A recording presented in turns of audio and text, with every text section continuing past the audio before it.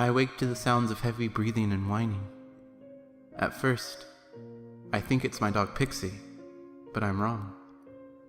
I open my eyes and see flashing lights, and my eyes burn until they get used to the light. It takes me a couple minutes to realize I'd woken up in the woods. Why the hell would I wake up in the middle of the damn woods? My house is surrounded by them, but I never go outside after dark, and I don't drink at all, so I couldn't have gotten drunk. I lift my head, and it hurts like hell. I can't move my neck, it's so sore. I lift my torso up and rest back on my arms. I get lightheaded, so I just sit there until the dizziness goes away. I open my eyes again and see a black figure on the ground a few feet away from me. It's just laying there.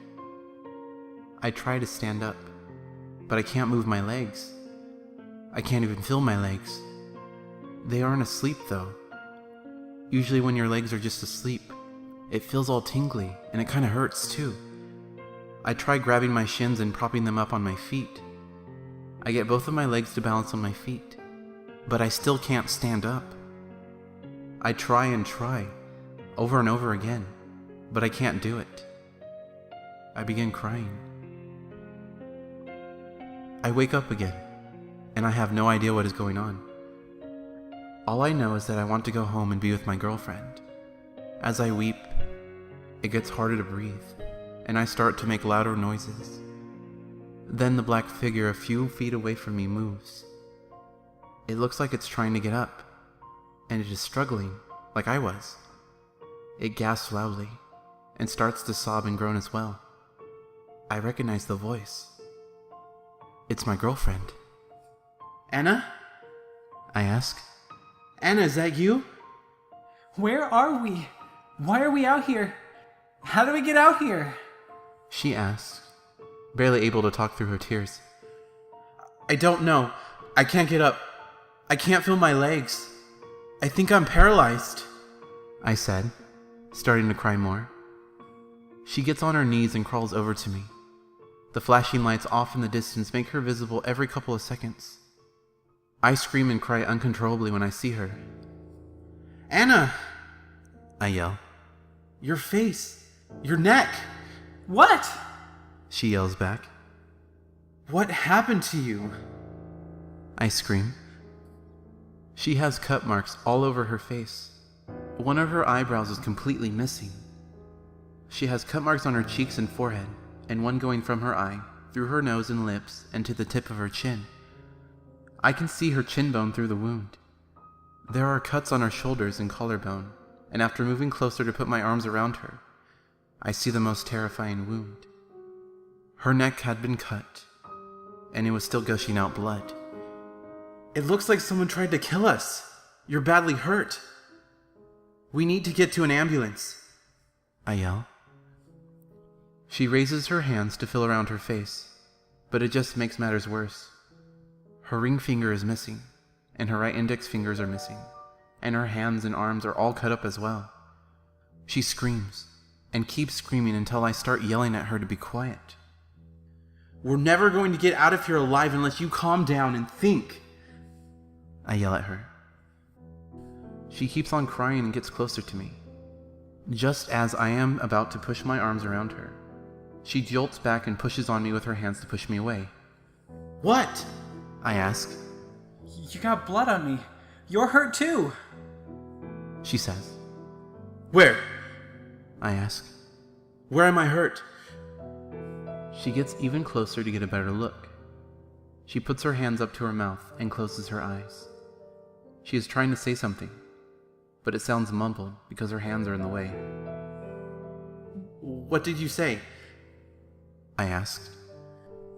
You're shot. Right in the head. She yelled. I feel around my hair until I find the hole. She's right. I am shot. I can feel it on one side of my head, and also on the other. But am I all cut up? I ask. She looks around my body and doesn't find anything. I take my shirt off so she can wrap it around her neck, and the sudden surge of cold air that hits my back feels like 1,000 needles. I tell her to look at my torso and back. As she searches my torso, she doesn't find anything. But as she looks at my back, she screams once again. There's a huge hole in your back. She yells. It's from top to bottom. Only half your spine is there. What the fuck? I yell. That explains why I couldn't move my legs before. Listen. We have to get out of here. So you need to calm down and listen to me. You need to drag me by the hands. I know you can do it. Let's go towards those lights. It might be a party or tow truck picking up an abandoned car or something. Okay, I can do that. She says. She grabs me by my shoulders and turns me over on my stomach and then grabs my left hand. I use my right hand to raise my upper body up off the ground, and I use my hand like a leg, or like how a monkey walks, so that we can get out of the woods faster. I look at our hands holding on to each other.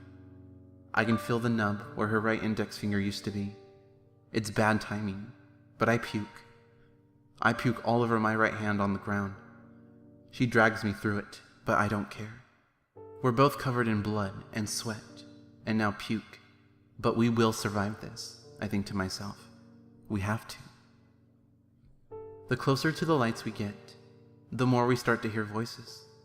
The clearer they became. It's a party for sure, I think. I don't know what else it could be. We're almost there. Anna says. The lights are just a couple blocks away. We're coming downhill, so it's easier to see the lights outside the tree line. It looks like there's a small clearing, so it has to be a road. It's a tow truck, I say. I knew it. We both start becoming really excited. We go down the hill and we see it wasn't a tow truck, but a group of 4 cop cars and 2 ambulances. Were they searching for us? I ask excitedly. I think so. Anna says. Over here! I yell. We're over here! We're Anna and Ryan! I begin to run out of breath from crawling and screaming. I can't talk anymore, Anna. You get their attention. I say. Over here! We're coming! We're badly hurt! Anna screams. We can see 4 police officers standing together talking, 2 with dogs, and we can see 2 more police officers putting down flares in the road to stop oncoming traffic from getting too close. We get to the bottom of the hill, and out of the trees and onto the shoulder of the road.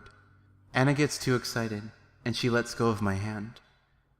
I don't catch myself, and I land face first into a pile of mud.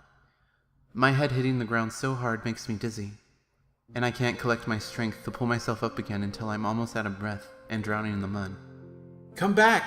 Pull me! I yell. Anna comes back and grabs my hand and starts pulling me again. My stomach is getting torn up on the pavement and the road, but I don't mind. It's not as if I had any choice in the matter. We are safe now anyways. She drags me around the ambulance onto the street, and we see 2 gurneys with bodies on them. They are wrapped in blankets and have a million tubes and bags surrounding them. She drags me closer, and we realize it's us on the gurneys. We freeze. Neither of us move. We don't know what to say, think, or do. We are both paralyzed at that point. I look down to the ground with my mouth open. I can hear the medics talking. What happened to the male? One of the medics asks. Gunshot to the head. And get this. He cut open his back and ripped out half of his spine. I don't know how he did it. Probably used a saw or something. I don't know. The other medic replies. And the female? Slit neck. Multiple stab wounds and cuts all over the body and 2 missing fingers, the second medic says. They have already done all they can to stop the bleeding from her neck until they get to the hospital, and they are using a breathing mask on her. I look up and see the bright light form around the Anna I'm with.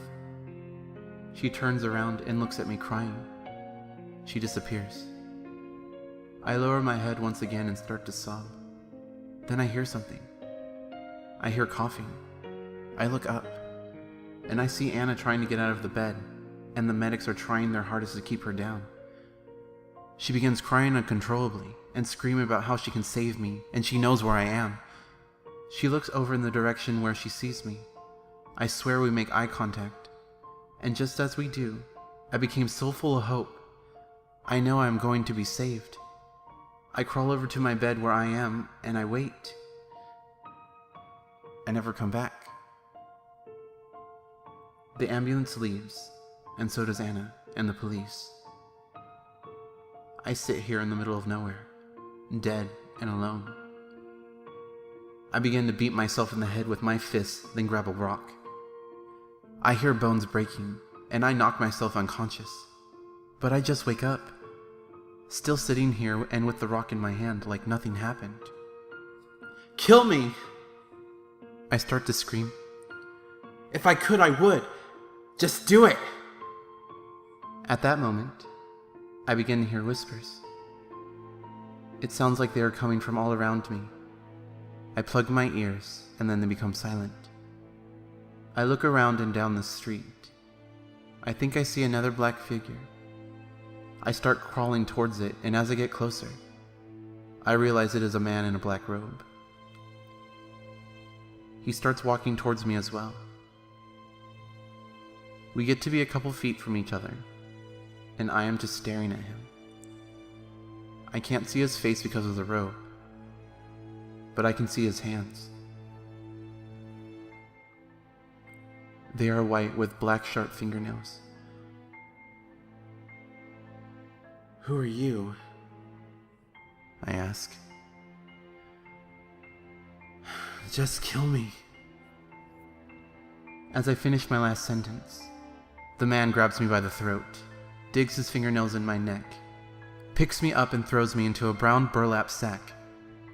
He tightens the opening to it, and walks off into the woods, and disappears.